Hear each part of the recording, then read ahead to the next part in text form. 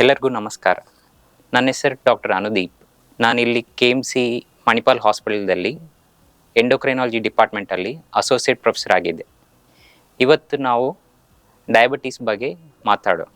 November ತಿಂಗಳು 14ನೇ ತಾರೀಕು world diabetes day.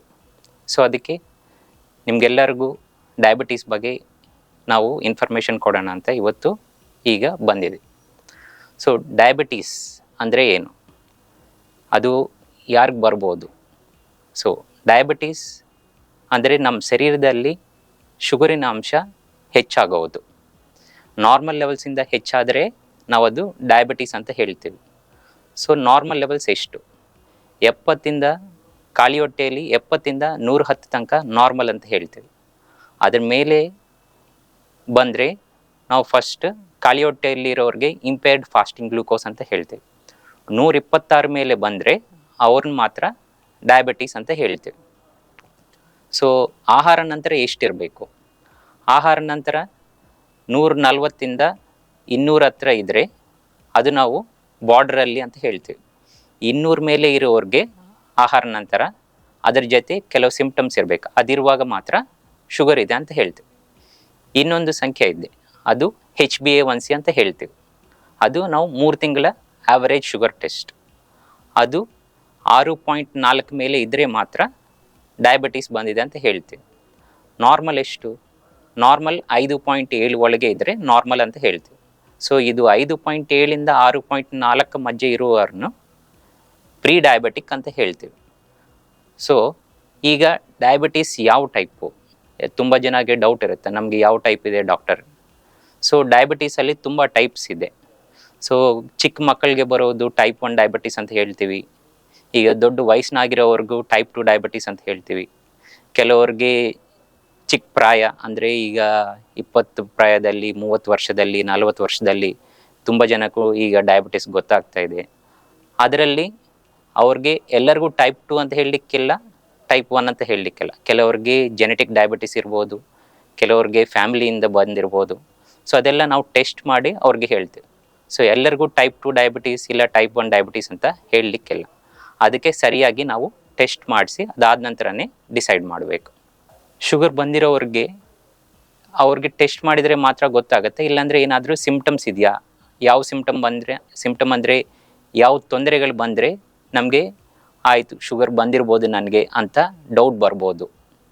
So ಕೆಲವು ಸತಿ ನಮಗೆ ಜಾಸ್ತಿ ಮೂತ್ರ ಹೋಗ್ತಾ ಇದ್ರೂ, ಜಾಸ್ತಿ ಬಾಯಾರಿಕೆ ಆಗ್ತಾಯಿದ್ರು, ಇಲ್ಲ ತಾನಷ್ಟಿಗೆ ಏನು ಮಾಡಲಿಲ್ಲ, ಡೈಟಿಂಗ್ ಏನು ಮಾಡಲಿಲ್ಲ, ಆದ್ರೂ ತುಂಬ ತೂಕ ಕಡಿಮೆ ಆಗಿದ್ದರೆ ಒಂದು 3 6 ತಿಂಗಳಲ್ಲಿ, ಆವಾಗ ಡಯಾಬಿಟೀಸ್ ಅಂತ ಡೌಟ್ ಬರಬೇಕು. ಮತ್ತು ನಮ್ಮ ಫ್ಯಾಮಿಲಿಯಲ್ಲಿ ಯಾರಾದರೂ ಡಯಾಬಿಟೀಸ್ ಇದ್ದರೆ ನೀವು ಚಿಕ್ಕ ಪ್ರಾಯದಿಂದ ಸ್ಕ್ರೀನಿಂಗ್ ಮಾಡ್ಕೋಬೇಕು.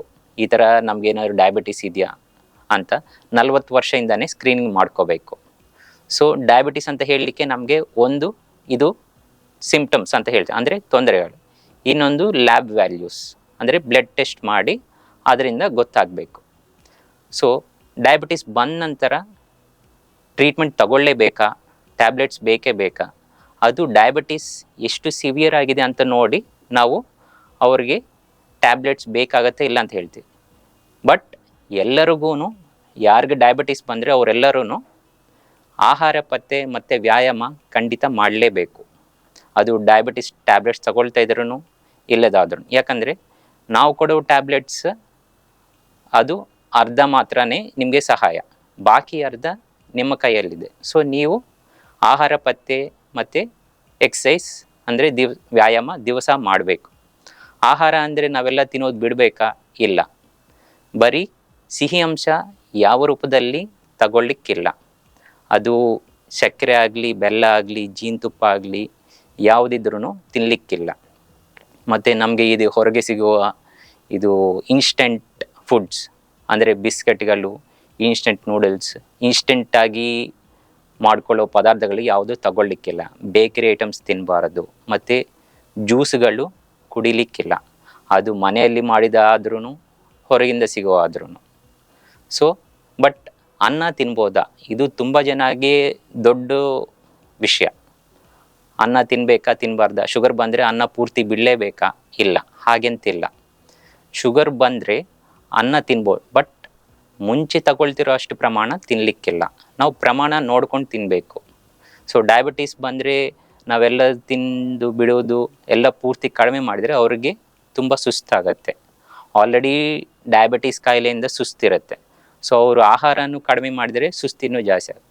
ಸೊ ಆಹಾರದಲ್ಲಿ ನಾವು ಪ್ರಮಾಣ ಕಂಟ್ರೋಲ್ ಮಾಡ್ಕೋಬೇಕು. ಸೊ ಅದಕ್ಕೆ ಅನ್ನ ತಿನ್ಬೋದು, ಬಟ್ ತರಕಾರಿ ಸೊಪ್ಪುಗಳು ಅದು ಚೆನ್ನಾಗಿ ತಿನ್ನಬೇಕು. ನಾವು ತಿಂತಾ ಇರೋ ಆಹಾರದಲ್ಲಿ ಬ್ಯಾಲೆನ್ಸ್ಡ್ ಡೈಟ್ ಫಾಲೋ ಮಾಡಬೇಕು. ಬ್ಯಾಲೆನ್ಸ್ಡ್ ಡೈಟ್ ಅಂದರೆ ಅದರಲ್ಲಿ ಕಾರ್ಬೋಹೈಡ್ರೇಟ್, ಪ್ರೋಟೀನ್, ಫ್ಯಾಟ್ ಅಂತ 3 ಪ್ರಮಾಣ ಇರುತ್ತೆ. ಸೊ ಕಾರ್ಬೋಹೈಡ್ರೇಟ್ ದಿವಸಕ್ಕೆ 40-50% ಇರಲೇಬೇಕು. ಪ್ರೋಟೀನ್ 25% ಇರಬೇಕು. ಫ್ಯಾಟ್ 15-20% ತನಕ ಇರಬೇಕು. ಸೊ ಇದೆಲ್ಲ ಯಾವುದಿಂದ ಸಿಗುತ್ತೆ ನಮಗೆ? ಕಾರ್ಬೋಹೈಡ್ರೇಟ್ ಅಂದರೆ ನಮಗೆ ಎಲ್ಲ ಆಹಾರದಲ್ಲಿ ಇದೆ. ಮುಖ್ಯವಾಗಿ ಜಾಸ್ತಿ ಇರೋದು ಅಕ್ಕಿಯಲ್ಲಿ, ಗೋಧಿ, ರಾಗಿ, ಜೋಳ, ನವಣೆ, ಇದೆಲ್ಲ ಆಹಾರದಲ್ಲಿ ನಮಗೆ ಕಾರ್ಬೋಹೈಡ್ರೇಟ್ ಅಂಶ ಇದೆ. ಸೊ ನಾವು ಅಕ್ಕಿ ಬಿಟ್ಟು ನಾನು ಗೋಧಿ ಇಲ್ಲಾಂದರೆ ರಾಗಿ ಜಾಸ್ತಿ ತಿಂತೀನಿ ಅಂದ್ರೂ ಶುಗರ್ ಕಂಟ್ರೋಲ್ ಆಗಲ್ಲ. ಸೊ ಯಾವ್ದು ತಿಂದ್ರೂ ಶುಗರ್ ಹೆಚ್ಚಾಗುತ್ತೆ. ಸೊ ಏನು ತಿಂದ್ರೂ ಪ್ರಮಾಣ ಮುಖ್ಯವಾಗಿ ನೋಡಿಕೊಂಡು ಮಿತವಾಗಿ ತಗೋಬೇಕು. ತರಕಾರಿ ಸೊಪ್ಪು ಹೆಚ್ಚಾಗಿ ತಿನ್ನಬೇಕು. ತರಕಾರಿಯಲ್ಲಿ ಎಲ್ಲ ತಿನ್ಬೋದಾ? ಎಲ್ಲ ತಿನ್ಬೋದು. ಗಡ್ಡೆಗಳಲ್ಲಿ ಆಲೂಗಡ್ಡೆ, ಬೀಟ್ರೂಟ್ ಬೇಯಿಸಿ ಮಾಡಿ ತಿನ್ನಬಾರ್ದು. ಬೀಟ್ರೂಟ್ ನೀವು ಹಸಿ ಬೀಟ್ರೂಟ್ ತಿನ್ಬೋದು ಸಲಾಡ್ ಥರ ಮಾಡಿಕೊಂಡು. ಆ್ಯಂಡ್ ವ್ಯಾಯಾಮದಲ್ಲಿ ಪ್ರತಿಯೊಂದು ದಿವಸ ಮಿನಿಮಮ್ 45 ನಿಮಿಷದಿಂದ 60 ನಿಮಿಷ ತನಕ ಎಕ್ಸಸೈಸ್ ಮಾಡಲೇಬೇಕು. ಸೊ ಈಗ ನಮ್ಮ ಬ್ಯಾಲೆನ್ಸ್ ಡೈಟಲ್ಲಿ ಕಾರ್ಬೋಹೈಡ್ರೇಟ್ 40-50% ಆಗಿದೆ. ಸೊ ಈಗ ನೆಕ್ಸ್ಟ್ ಪ್ರೋಟೀನಲ್ಲಿ 20-25% ತನಕ ತಗೋಬೇಕು. ಸೊ ಈಗ ನಮಗೆ ವೆಜಿಟೇರಿಯನ್ಸ್ಗೆ ಮತ್ತು ಹೇಗೆ ನಾನ್ ವೆಜಿಟೇರಿಯನ್ಸ್ ಆದರೆ ಅವರು ಚಿಕನ್ನು, ಮೊಟ್ಟೆ ಅದೆಲ್ಲ ತಿನ್ಬೋದು. ವೆಜಿಟೇರಿಯನ್ಸ್ಗಾಗೆ ಹೇಗೆ ಅಷ್ಟು ಪ್ರೋಟೀನ್ ಬರೋದಂದರೆ ಶೇಂಗೆಯಿಂದ ಬರುತ್ತೆ, ಮತ್ತು ಪನ್ನೀರಿಂದ ಬರುತ್ತೆ, ಮತ್ತು ಸೋಯಾಯಿಂದ ಬರುತ್ತೆ. ಬಟ್ ನಾವು ಜಾಸ್ತಿ ಆಹಾರದಿಂದ ಪ್ರೋಟೀನ್ ತರಬೇಕಂತ ಪ್ರಯತ್ನ ಮಾಡಿದರೆ ತಿನ್ನೋದು ಜಾಸ್ತಿ ಆಗುತ್ತೆ. ಅದಕ್ಕೆ ಸ್ವಲ್ಪ ಒಂದು ಪ್ರೋಟೀನ್ ಪೌಡ್ರನ್ನ ಇಟ್ಕೊಂಡಿದ್ದಾರೆ. ಇದು ವೆಜಿಟೇರಿಯನ್ ಪ್ರೋಟೀನ್ ಪೌಡರ್ಸ್ ಅಂತ ಬರುತ್ತೆ ಮಾರ್ಕೆಟಲ್ಲಿ. ಅದು ತಗೊಂಡಿದ್ರೆ ಅವ್ರಿಗೆ ಶರೀರಕ್ಕೆ ಬೇಕಿರೋ ಡೈಲಿ ಪ್ರೋಟೀನ್ ಅಮೌಂಟ್ ಸಿಗುತ್ತೆ. ಫ್ಯಾಟ್ ನಮ್ಗೆ ಹೇಗೋ ಎಲ್ಲ ಅಡುಗೆಯಲ್ಲಿ ಹಾಕುವ ಎಣ್ಣೆಯಿಂದ ಸಾಕಾಗುತ್ತೆ. ಸ್ವಲ್ಪ ತುಪ್ಪನೂ ತಿನ್ಬೋದು, ಮಜ್ಜಿಗೆ, ಮೊಸರು ಅದೆಲ್ಲನೂ ತಗೋಬೋದು. ಅದೆಂತ ಬಿಡಬೇಕಂತೇನಿಲ್ಲ. ಮತ್ತು ಇದು ವ್ಯಾಯಾಮ ದಿವಸ ಮಾಡಬೇಕು. ಅದು ದಿವಸ 45 ನಿಮಿಷದಿಂದ 60 ನಿಮಿಷ ತನಕ ವ್ಯಾಯಾಮ ಮಾಡಲೇಬೇಕು. ಅದು ನಿಮ್ಮ ಯಾವ ವ್ಯಾಯಾಮ ಆದ್ರೂ ತೊಂದರೆ ಇಲ್ಲ, ಬಟ್ ಮಾಡಲೇಬೇಕು. ಆ್ಯಂಡ್ ತೂಕ ಹೆಚ್ಚಾಗಲಿಕ್ಕಿಲ್ಲ, ಹೆಚ್ಚಿರೋರು ಕಡಿಮೆ ಆಗಲೇಬೇಕು. ತೂಕಗೆ ಡಯಾಬಿಟಿಸ್ಗೆ ತುಂಬ ರಿಲೇಷನ್ ಇದೆ. ನೀವು ಹೆಚ್ಚು ತೂಕ ಇರೋರು ತೂಕ ಕಡಿಮೆ ಆಗಿದ್ದರೆ ನೀವೇನಾದರೂ ಮಾತ್ರೆ ತಗೊಳ್ತಾ ಇದ್ರೂ ಅದರಲ್ಲಿ ತುಂಬ ಕಡಿಮೆ ಮಾಡ್ಬೋದು ನಾವು. ಸೊ ಈಗ ಟ್ರೀಟ್ಮೆಂಟ್ ಬಗ್ಗೆ ಏನು ತಗೋಬೇಕು, ಏನು ಕೊಡ್ತಾರೆ ಟ್ರೀಟ್ಮೆಂಟ್ಗೆ ಡಯಾಬಿಟಿಸ್ ಅಂದರೆ? ಮಾತ್ರೆಗಳಿದೆ, ಇಂಜೆಕ್ಷನು ಇದೆ. ಸೊ ಎಲ್ಲರಿಗೂ ಇಂಜೆಕ್ಷನ್ ಬೇಕಾಗತ್ತಾ? ಇಲ್ಲ. ಸೊ ಇಂಜೆಕ್ಷನ್ ಯಾರಿಗಾದ್ರೂ ಶುಗರ್ ತುಂಬ ಹೆಚ್ಚಿದೆ, ಮಾತ್ರೆಯಿಂದ ಆಗೋದಿಲ್ಲ ಅಂತಿದ್ರೆ ಮಾತ್ರ ಇಂಜೆಕ್ಷನ್ ತಗೋಬೇಕು. ಆ್ಯಂಡ್ ಒಂದು ಸತಿ ಇಂಜೆಕ್ಷನ್ ಶುರು ಮಾಡಿದರೆ ಯಾವಾಗಲೂ ಇರುತ್ತಾ? ಇಲ್ಲ. ಅದು ಶುಗರ್ ಕಂಟ್ರೋಲ್ ಆಗೋ ತನಕ ಮಾತ್ರ. ಅದಾದ ನಂತರ ಅವ್ರಿಗೆ ಗುಳಿಗೆ ತಗೋಬೋದು. ಸೊ ಟ್ಯಾಬ್ಲೆಟ್ಸಲ್ಲಿ ನಮಗೆ ತುಂಬ ಟ್ಯಾಬ್ಲೆಟ್ಸ್ ಇದೆ. ಅದು ಅವ್ರ ಲೆವೆಲ್ಸ್ ನೋಡಿ ಅದರ ಪ್ರಕಾರ ನಾವು ಯಾವ ಟ್ಯಾಬ್ಲೆಟ್ ಬೇಕೋ ಆ ಟ್ಯಾಬ್ಲೆಟ್ ಅವ್ರಿಗೆ ಹಾಕ್ತೇವೆ. ಮತ್ತು ಯಾಕೆ ಡಯಾಬಿಟೀಸ್ ಇಷ್ಟು ಇಂಪಾರ್ಟೆಂಟ್ ಅಂದರೆ, ನಮಗೆ ಮುಂಚೆ ಒಂದು 10 ವರ್ಷ ಮುಂಚೆ ನಮ್ಮ ದೇಶದಲ್ಲಿ ಡಯಾಬಿಟೀಸ್ 1 ಕೋಟಿ ಜನಕ್ಕೆ 2 ಕೋಟಿ ಜನಕ್ಕೆ ಮಾತ್ರ ಇದೆ. ಈಗ ಅದು 8 ಕೋಟಿ ಜನಕ್ಕೆ ಇದೆ. ಆ್ಯಂಡ್ ನಾವು ಡಯಾಬಿಟೀಸ್ ಕ್ಯಾಪಿಟಲ್ ಆಗಿ ಬರ್ತಾ ಇದ್ವಿ. ಸೊ ಅದಕ್ಕೆ ಡಯಾಬಿಟೀಸ್ ಬಗ್ಗೆ ಎಷ್ಟು ಜನ ಗೊತ್ತಾದರೆ ಅಷ್ಟು ಬೆಟ್ರ್. ಸೊ ದಟ್ ನಾವು prevention is better then cure ಅಂತ ಹೇಳ್ತೀವಿ. ಅಂದರೆ ಕಾಯಿಲೆ ಬರೋ ಮೊದಲೇ ಅದು ಸ್ಟಾಪ್ ಮಾಡಿದರೆ ಟ್ರೀಟ್ಮೆಂಟೇ ಬೇಕಾಗಿಲ್ಲ. ಸೊ ಅದಕ್ಕೆ ಡಯಾಬಿಟೀಸ್ ಇಷ್ಟು ಇಂಪಾರ್ಟೆಂಟ್. ಆ್ಯಂಡ್ ಟ್ರೀಟ್ಮೆಂಟ್ ತಗೊಳ್ಳೋದು ಯಾಕೆ ಅಂದರೆ, ಡಯಾಬಿಟೀಸ್ನ ಕ್ಯೂರ್ ಮಾಡಲಿಕ್ಕಾಗಲ್ಲ, ಬಟ್ ಡಯಾಬಿಟೀಸಿಂದ ಬರುವ ಕಾಂಪ್ಲಿಕೇಶನ್ಸ್, ಡಯಾಬಿಟೀಸಿಂದ ನಮ್ಮ ಶರೀರದಲ್ಲಿ ಎಲ್ಲ ಆರ್ಗನ್ಸ್ ಅಂದರೆ ಹಾರ್ಟಿಗೆ, ಲಂಗ್ಸ್ಗೆ, ಕಿಡ್ನಿಗೆ, ಕಣ್ಣಿಗೆ, ನರಗೆ ಎಲ್ಲದಕ್ಕೂ ಅಫೆಕ್ಟ್ ಆಗುತ್ತೆ. ಸೊ ಅದು ನಮಗೆ ಬರಬಾರ್ದಂತ ನಾವು ಡಯಾಬಿಟೀಸ್ಗೆ ಟ್ರೀಟ್ಮೆಂಟ್ ತಗೋಬೇಕು. ಇಲ್ಲಾಂತಿದ್ರೆ ನಮ್ಮ ಹಾರ್ಟಿಗೆ, ನರಗೆ ಎಲ್ಲದಕ್ಕೂ ಎಫೆಕ್ಟ್ ಬರುತ್ತೆ. ಅದರಿಂದ ತುಂಬ ತೊಂದರೆ ಆಗುತ್ತೆ ಮತ್ತು ಟ್ಯಾಬ್ಲೆಟ್ಸು ಹೆಚ್ಚಾಗುತ್ತೆ. ಸೊ ಡಯಾಬಿಟೀಸ್ಗೆ ಟ್ಯಾಬ್ಲೆಟ್ಸು, ಬೇರೆ ಕಾಂಪ್ಲಿಕೇಶನ್ಗೆ ಟ್ಯಾಬ್ಲೆಟ್ಸು, ಎಲ್ಲದಿಂದ ನಮಗೆ ಫೈನಾನ್ಷಿಯಲಿನೂ ಟ್ರಬಲ್ಸ್ ಬರುತ್ತೆ, ಹಣನೂ ಜಾಸ್ತಿ ಆಗುತ್ತೆ. ಸೊ ನಮಗೆ ಇದು ಯಾವುದು ಬರಬಾರ್ದಂತ ಮುಂಚೆನೇ ನಾವು ಇದಕ್ಕೆ ಕರೆಕ್ಟಾಗಿ ಟ್ರೀಟ್ಮೆಂಟ್ ತಗೋಬೇಕು. ಸೊ ಡಯಾಬಿಟೀಸ್ ಈಗ ನಮ್ಮ ಪ್ರೆಸೆಂಟ್ ಜನ್ರೇಷನಲ್ಲಿ, ಈಗ ಫ್ಯೂಚರಲ್ಲಿನೂ ಡಯಾಬಿಟೀಸ್ ರೆಮಿಷನ್ ಅಂತ ಒಂದು ಮಾತು ಕೇಳ್ತಾ ಇರ್ತೀವಿ. ಅಂದರೆ ಡಯಾಬಿಟೀಸ್ ಪೂರ್ತಿ ಹೋಗುತ್ತಾ, ಏನಾದರೂ ನಮಗೆ ಈ ಥರ ಆಯುರ್ವೇದ ಈ ಥರ ಯಾವ ಆಯುರ್ವೇದದಿಂದನೂ ಡಯಾಬಿಟೀಸ್ ಹೋಗೋದಿಲ್ಲ. ಬಟ್ ಡಯಾಬಿಟೀಸ್ ಕಂಟ್ರೋಲ್ ಮಾಡ್ಕೋಬೋದು, ಅದು ನಿಮ್ಮ ಆಹಾರ ಮಾತ್ರನೇ ಸಾಕು. ಸೊ ಡಯಾಬಿಟೀಸ್ ಪೂರ್ತಿ ಹೋಗಲ್ಲ ಅವಾಗನು, ಬಟ್ ಒಂದು 10 ವರ್ಷ 20 ವರ್ಷ ಎಷ್ಟು ವರ್ಷ ಬೇಕಿದ್ರೂ ನೀವು ಆಹಾರ ವ್ಯಾಯಾಮ ಕರೆಕ್ಟಾಗಿ ಫಾಲೋ ಮಾಡಿದರೆ ಒಳ್ಳೆಯಾಗಿ ಡಯಾಬಿಟೀಸ್ ಟ್ಯಾಬ್ಲೆಟ್ಸ್ ಬಿಟ್ಟೆ ನೀವು ಕಂಟ್ರೋಲಲ್ಲಿ ಇಟ್ಕೋಬೋದು. ಅದಕ್ಕೆ ಬೇರೆ ಎಂತನೂ ಮಾಡಬೇಕಂತ ಇಲ್ಲ. ಸೊ ಈಗ ಡಯಾಬಿಟೀಸ್ ಇರೋರು ಬೇರೆ ಅಭ್ಯಾಸ ಅಂದರೆ ಸ್ಮೋಕಿಂಗ್, ಆಲ್ಕೋಹಾಲ್ ಈ ಥರ ಮಾಡಿದರೆ ಮಾಡ್ಬೋದಾ? ಯಾವ ಥರ ಹ್ಯಾಬಿಟ್ಸ್ ಇರಲಿಕ್ಕಿಲ್ಲ. ಸ್ಮೋಕಿಂಗ್ ಆದ್ರೂ ಆಲ್ಕೋಹಾಲ್ ಆದ್ರೂ ಡಯಾಬಿಟಿಸ್ ಇರೋರು ಮಾಡಬಾರ್ದು. ಅದರಿಂದ ಅವ್ರಿಗೆ ಯಾವ ಬೆನಿಫಿಟ್ ಬರಲ್ಲ. ಅದರಿಂದ ಅವ್ರಿಗೆ ಡಿಸಡ್ವಾಂಟೇಜಸ್ ಬಿಟ್ಟು ಯಾವ ಅಡ್ವಾಂಟೇಜ್ ಇಲ್ಲ. ಸೊ ನಮ್ಮ ಹತ್ರ ಯಾರು ಬಂದ್ರೂ ನಾವು ಅದಕ್ಕೆ ನೋ ಅಂತಲೇ ಹೇಳ್ತೀವಿ.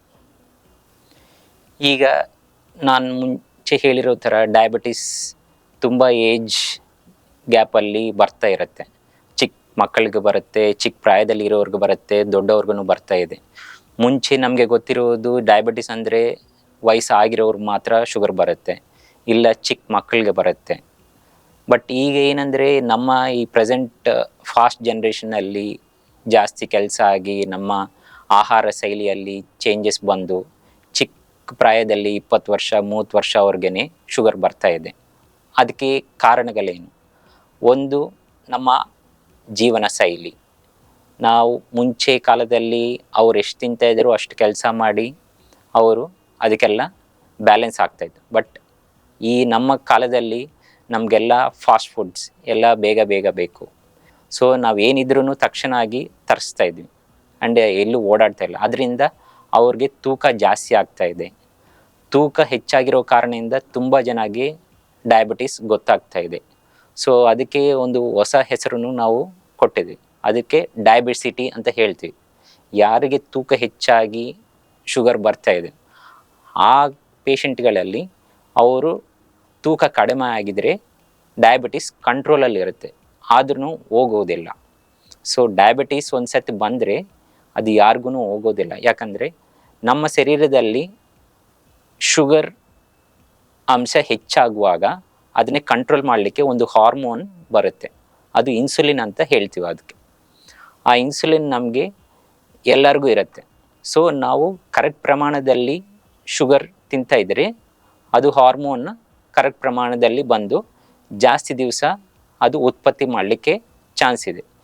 ನೀವು ಒಂದೇ ದಿವಸ ನೀವು ದಿವಸಕ್ಕೆ 50% ಶುಗರ್ ತಿನ್ನಬೇಕಂತಿದ್ರೆ ನೀವು ದಿವಸಕ್ಕೆ 1000% ಇಲ್ಲಾಂದರೆ 2000% ಶುಗರ್ ತಿಂದಿದ್ರೆ ಅದನ್ನೇ ಬ್ಯಾಲೆನ್ಸ್ ಮಾಡಲಿಕ್ಕೆ ನಮ್ಮ ಶರೀರ ಜಾಸ್ತಿ ಇನ್ಸುಲಿನ್ ಉತ್ಪತ್ತಿ ಮಾಡಬೇಕು. ಆವಾಗ ಅದು 10 ದಿವಸದಲ್ಲಿ ಮಾಡೋ ಕೆಲಸ ಅದು ಒಂದೇ ದಿವಸ ಮಾಡಬೇಕಾಗತ್ತೆ. ಸೊ ಆವಾಗ ಜಾಸ್ತಿ ಸ್ಟ್ರೆಸ್ ಕೊಟ್ಟು ನಮಗೆ ಪ್ರಾಯ ಆದ ನಂತರ ಬರೋ ಶುಗರು ಮುಂಚೆನೇ ಒಂದು 10 ವರ್ಷ 20 ವರ್ಷ ಮುಂಚೆನೇ ಗೊತ್ತಾಗ್ತಾ ಇದೆ. ಆ್ಯಂಡ್ ಕೆಲವರಿಗೆ 20-30 ವರ್ಷದಲ್ಲೇ ಶುಗರ್ ಗೊತ್ತಾಗ್ತಾ, ಅವ್ರಿಗೆ ಹೆರಿಡಿಟ್ರಿ ಅಂತ ಹೇಳ್ತೀವಿ. ಅಂದರೆ ಅವ್ರ ತಂದೆ ತಾಯಿ ಇಲ್ಲ ಅಜ್ಜಿ ಅವ್ರ ಫ್ಯಾಮಿಲಿ ಜನ್ರೇಷನಿಂದನೂ ಬರ್ಬೋದು. ಸೊ ಅವ್ರಿಗೆ ನಾವು ಸ್ಪೆಷಲ್ ಟೆಸ್ಟ್ ಮಾಡಿ ನಿಜವಾಗ್ಲೂ ಆ ಥರ ಇದ್ದರೆ ಅವ್ರಿಗೆ ಆ ಥರ ಟ್ರೀಟ್ಮೆಂಟ್ ಕೊಡ್ತೀವಿ. ಬಟ್ ಯಾವ ಟೈಪ್ ಆಫ್ ಡಯಾಬಿಟಿಸ್ ಆದ್ರೂ ಇದರಲ್ಲಿ 2 ಟ್ರೀಟ್ಮೆಂಟ್ಸ್ ಮಾತ್ರ ಚೇಂಜ್ ಆಗೋದಿಲ್ಲ. ಒಂದು ಆಹಾರ ಪತ್ತೆ ಮತ್ತು ಇನ್ನೊಂದು ವ್ಯಾಯಾಮ. ಸೊ ಇದು ಎಲ್ಲರೂ ಮಾಡಲೇಬೇಕು. ಸೊ ಇಷ್ಟು ತನಕ ನಾವು ಡಯಾಬಿಟೀಸ್ ಅಂತ ಹೇಳಿದ್ವಿ. ಸೊ ನವಂಬರ್ 14ನೇ ತಾರೀಕು ವರ್ಲ್ಡ್ ಡಯಾಬಿಟೀಸ್ ಡೇ ಅಂತ ಹೇಳ್ತೀವಿ ನಾವು. ಸೊ ಡಯಾಬಿಟೀಸ್ ಬಗ್ಗೆ ನಾವು ಈಗ ಮಾತಾಡ್ಕೊಂಡ್ವಿ. ಡಯಾಬಿಟಿಸ್ ಅಂದರೆ ತುಂಬ ಇಂಪಾರ್ಟೆಂಟ್ ವಿಷಯ ಅದು. ಸೊ ಅದನ್ನ ಯಾರು ಕೇರ್ಲೆಸ್ ಮಾಡಲಿಕ್ಕಿಲ್ಲ. ಯಾಕಂದರೆ ನಾವು ದಿವಸ ಒ ಪಿ ಡಿಯಲ್ಲಿ ನೋಡುವಾಗ ಅವ್ರದ್ದು ಶುಗರ್ ತುಂಬ ಹೆಚ್ಚಿದ್ರೂ ನಮಗೇನು ತೊಂದರೆ ಆಗ್ತಾ ಇಲ್ಲ, ನಾವು ಮನೆ ಹೋಗ್ತೀವಿ, ಅದಕ್ಕೆ ಟ್ರೀಟ್ಮೆಂಟ್ ಏನು ಬೇಡ ಅಂತ. ಆ ಥರ ದಯವಿಟ್ಟು ಯಾರೂ ಕೇರ್ಲೆಸ್ ಮಾಡಬೇಡ. ಅದರಿಂದ ಆಗೋ ಕಾಂಪ್ಲಿಕೇಶನ್ಸ್ ಯಾವುದು ರಿವರ್ಸ್ ಮಾಡಲಿಕ್ಕೆ ಆಗುವುದಿಲ್ಲ. ಡಯಾಬಿಟೀಸ್ಗೆ ನಮ್ಮ ಹತ್ರ ಈಗ ಅಡ್ವಾನ್ಸ್ಡ್ ಟ್ರೀಟ್ಮೆಂಟ್ಸ್ ಎಲ್ಲ ಇದೆ. ಅದರಿಂದ ಅವ್ರಿಗೆ ಯಾವ ಕಾಂಪ್ಲಿಕೇಶನ್ ಬರಬಾರ್ದಂತ ಮಾಡೋ ಥರನೂ ಇದೆ. ಸೊ ಆ ಥರ ದಿವಸ ತಗೊಂಡಿದ್ರೆ ರೆಗ್ಯುಲರ್ ಆಗಿ ಫಾಲೋಅಪ್ಗೆ ಬಂದರೆ ಅವ್ರಿಗೆ ಯಾವ ಪ್ರಾಬ್ಲಮ್ಸು ಬರೋದಿಲ್ಲ.